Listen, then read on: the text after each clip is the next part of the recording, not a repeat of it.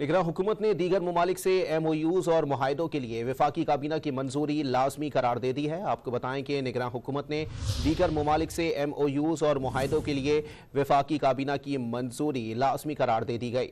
ज़राए के मुताबिक पहले मरहले में MOUs मुआहदों की मंजूरी वज़ीर आज़म से होगी। निगरान हुकूमत ने दीगर ममालिक से MOUs और मुआहदों के लिए वफाकी काबीना की मंजूरी लाजमी करार दे दी है। पहले मरहले में MOUs मुआहदे की मंजूरी वज़ीर आज़म से होगी। वज़ीर आज़म के बाद MOUs और मुआहदों की हतमी मंजूरी काबीना से होगी।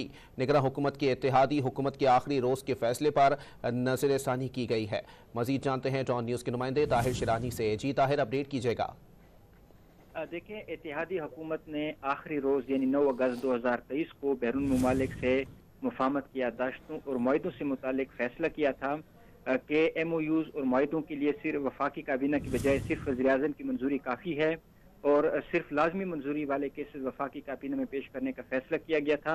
लेकिन अब निगरान वफाकी हुकूमत ने बैरून ममालिक के साथ MOUs और मुआहदों से मुतालिक जो फैसला है उस पर नजरसानी की है और अब ये करार दिया गया है कि जो भी बैरून ममालिक के साथ MOUs और मुआहदे होंगे हतमी मंजूरी वफाकी काबीना से लाजमी होगी। ताहम इससे पहले वज़ीर आज़म से मंजूरी दी जाएगी, उसके बाद वफाकी काबीना में जो फैसले हैं वो पेश किए जाएंगे।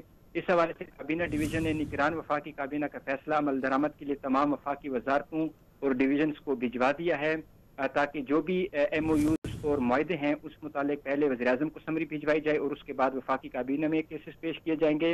इससे कबल तहरीक इंसाफ हुकूमत ने 2019 में ये फैसला किया था कि जो भी बैरून ममालिक के साथ मुफाहमत की याददाश्तें और मुआहदे होंगे वो वफाकी काबीना से सर्कुलेशन के जरिए उनकी मंजूरी ली जाएंगी, रेगुलर काबीना इजलास में पेश नहीं किए जाएंगे।